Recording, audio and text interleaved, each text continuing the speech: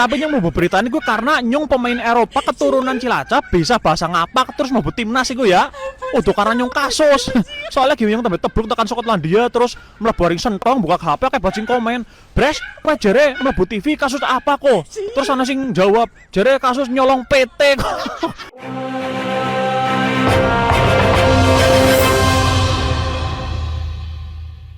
Sobat Doder, Selasa 7 April 2006, Timnas Indonesia akhirnya memiliki pemain naturalisasi dari Portugal yang bisa bahasa ngapak Tegal. Cak Dodo, ayo siapa manin sekarang yang cari tenarin ya? Assalamualaikum warahmatullahi wabarakatuh. Waalaikumsalam warahmatullahi wabarakatuh. Kita sekarang mau bicara ngapak nih ya, ngikutin anak Cilacap yang bermain di Eropa ini. Iya, inyong ngencot aja.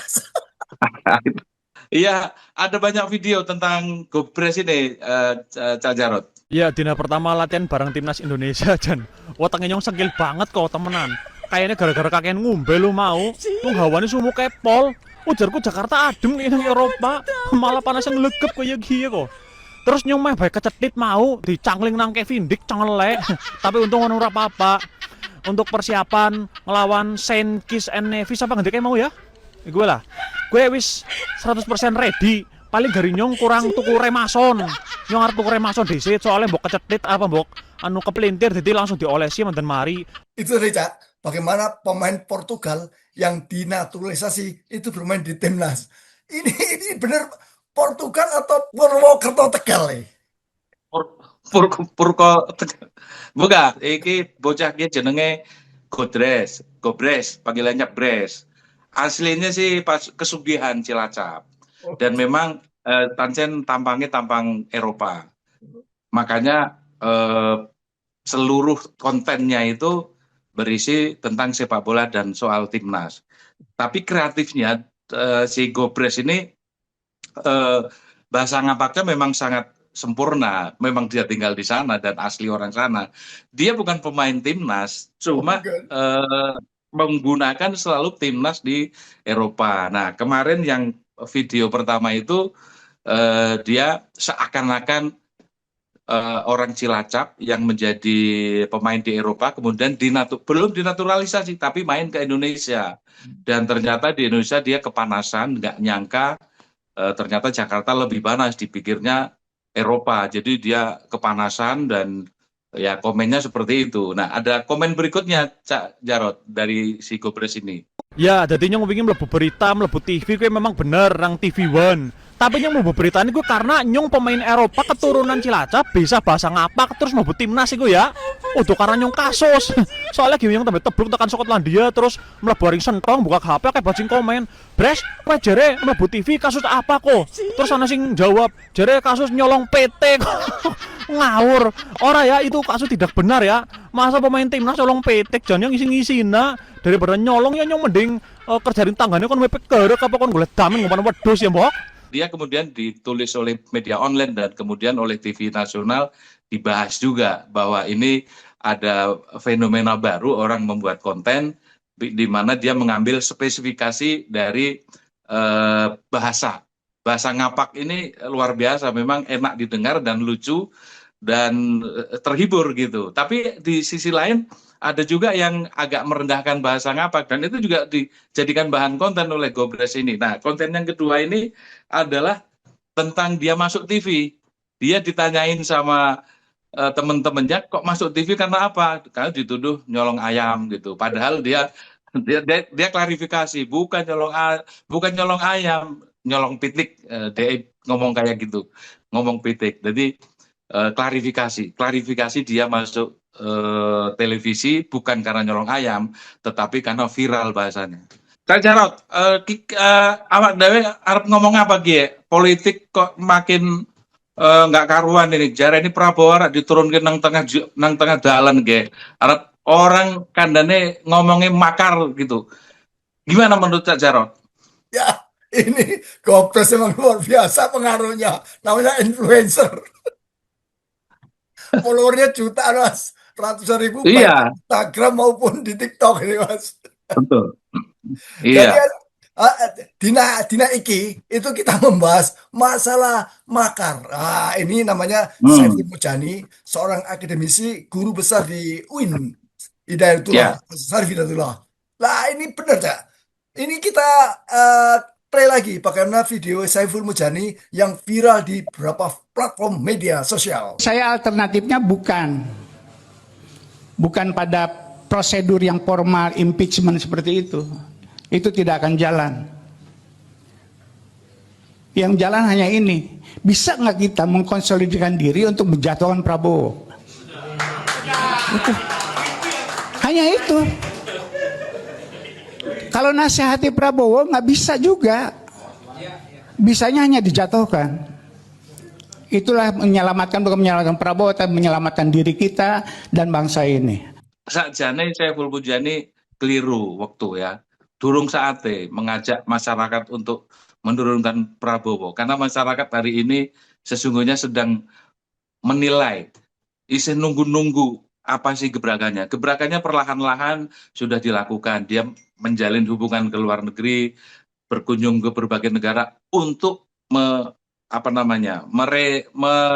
mengoreksi dari citra buruk Indonesia di mata internasional yang telah terjadi selama 10 tahun terakhir. Jadi ini sedang ada upaya untuk itu. Namun demikian kita juga tetap adil bahwa Prabowo memang juga perlu dikritisi banyak kebijakan yang tidak berpihak pada rakyat, pengurangan anggaran, MBG, kemudian kebijakan luar negeri dan lain sebagainya.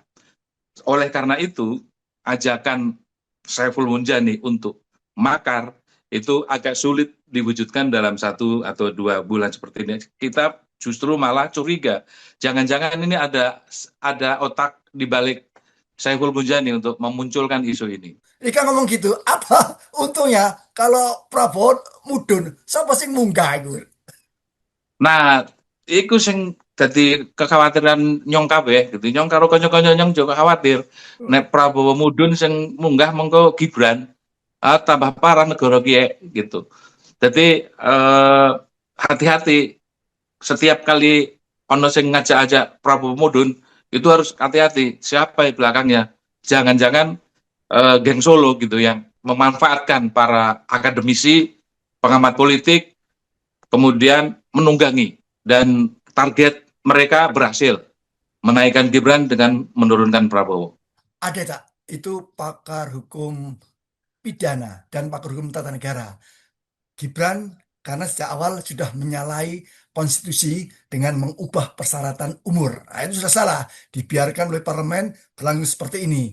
Jadi bagaimana? Prabowo terkesan tutup telinga atau tipis telinganya, tipis kupingnya, tidak mau tidak menghiraukan tentang protes-protes publik. Jadi loro-loro nih kata nih isi konco-konco nyong itu wis diturunkan kabeh. Apa? Kok iso? Lah, kuwi ono pasal di Undang-Undang Dasar nomor pasal 8. Iya, pasal 8 itu sebutkan ayat 3. Jika presiden dan wakil presiden itu diturun bersama-sama, digulingkan, itu ada namanya penggantinya. Siapa jenenge? Triumvirat. Ada Menteri Pertahanan, Menteri Luar Negeri, dan Menteri Dalam Negeri. Cari ini konco nyong itu, Mas. Ya, itu secara hukum panjang bener gue analisane.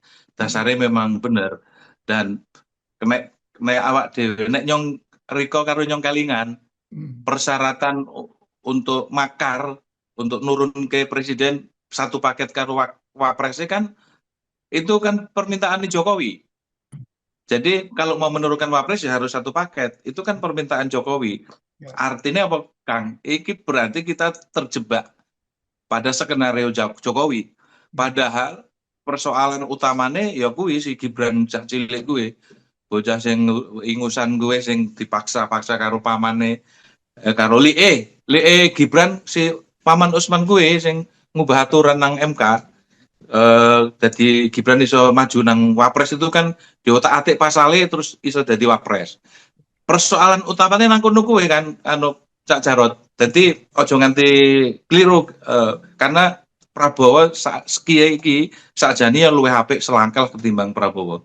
Kalau kita mau jujur ya, jujur wae awak dhewe nyong kudu jujur, Prabowo tetap luwih apik ketimbang Jokowi. Nah, kalau mereka turun dan triumvirat iki juga urung tentu iso seapik Prabowo. Awak dhewe ora dibayar Prabowo ki ya. Dadi memang sebagai wartawan kudu independen, berada di tengah-tengah. Nah, ora oleh memihak. Ora oleh memihak Prabowo, ora oleh memihak Gibran. Awak dhewe memihak pada kebenaran. Memihak pada yang lemah. Nah, rakyat Indonesia adalah orang yang lemah dan iku sing kudu awak dhewe bela. Wah, Ngono bener kuwi, gak? Cak. Bener gak? Hmm. Aku nyong setuju karo pendapatnya mantan Panglima TNI, Pak Gatot. Kayak Hmm. ngomong, Hmm. jarke wae Prabowo, MBG jarke wae, engko entek kabeh duweke. Terus BUP jarke wae, kirim TNI jarke wae. Engko nek mati ya biasalah, tentara mati di medan perang. Terus siapa caranya mencegah? Ya kalau mau memang mengkoreksi, bengok sing keras, bengok sing kenceng. Kenapa? Jangan sampai Prabowo berhenti di tengah jalan. Yang rugi rakyat. Bener Pak Gatot itu. Setuju aku itu, Cak. Mari kita puji-puji apa kebijakan presiden, benar semuanya. Gitu aja, kita puji aja. MBG nggak usah, persetujuan DPR jalan terus. Yang matikan cuma mati itu udah takdir Tuhan, gitu aja udah. Keracunan karena nggak sehat, pokoknya itu aja. Puji-puji aja semuanya. BOP segera kirimkan, nggak perlu prajurit yang ke Gaza sana kan. Kemarin yang meninggal biasa itu, tentara meninggal gitu aja udah. Gitu. Puji-puji.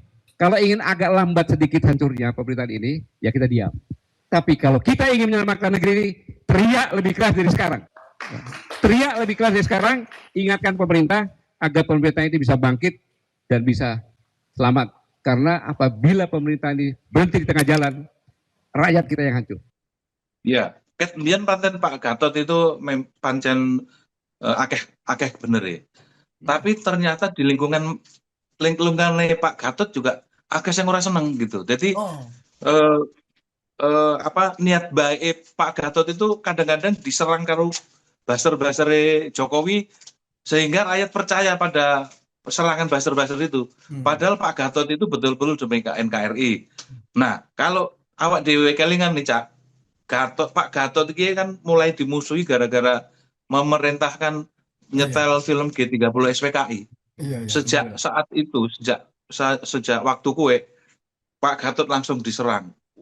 Serangannya masif sekali sehingga terciptalah isu dan mindset di benak masyarakat nang pikiran-pikiran wong sak donya ki Pak Gatot wonge ora iso dipercaya.